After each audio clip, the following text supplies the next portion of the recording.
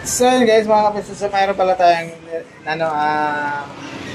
re-record na computer. So ang gagawin ko dito ay i-check muna yung power supply. So bali na check ko na yung power supply. Ito yung computer ito. Yan siya guys, yan. So slim na computer desktop yan. So yung kanyang power supply, yan. Ito yung kanyang front, yan. So memory niya, ito yung memory niya. 4 gig na DDR4 266. So ito yung kanyang 4 pin para sa CPU. Ito naman para sa sa BIOS, yan. Dito sa system. So meron siyang video card, yan. So bali na-try ko na tong power supply, okay naman kasi tinanggal ko siya. Tapos tinanggal ko din, ginamper ko din. So ginamper ko yung black saka green. Umikot yung pan niya.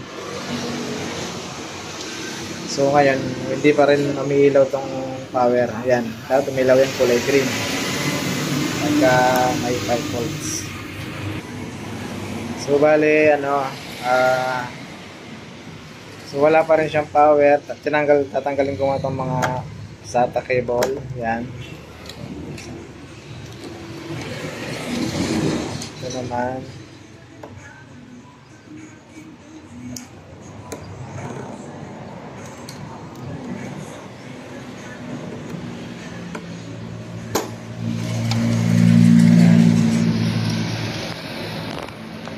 Yung niya para sa SATA. Yan, baklas na lahat. Ito naman sensor ata. Ay, hindi sa sensor. Parang switch selector yan. Switch off. Yan.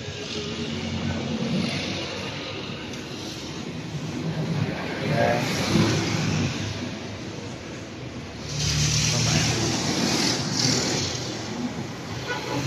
So, ang issue nito ayaw mag-power, ayaw magbukas.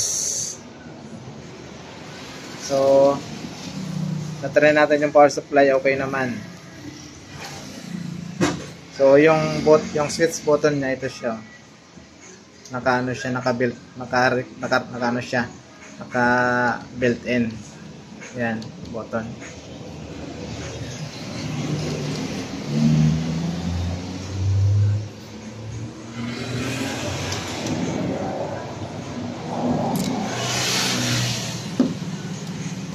Okay, so saksak natin ulit.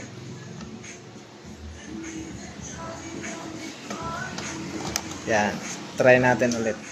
So ang power niya na lang, ito na lang dalawa. Yan. Try natin. O, di ba? Nag-i-spark siya, ibig sabihin okay yung power supply.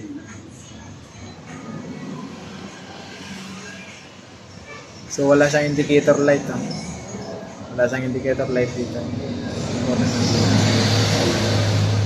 So ayaw mag-power. Dapat may standby LED yan, standby LED. Green or kaya red.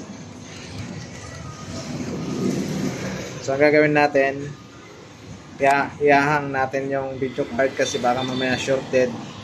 Tapos yung processor iahang natin kasi baka mamaya shorted kaya ayaw mag-power.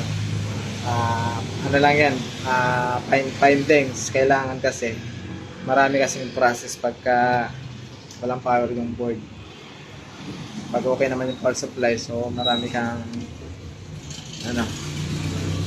findings. Yan.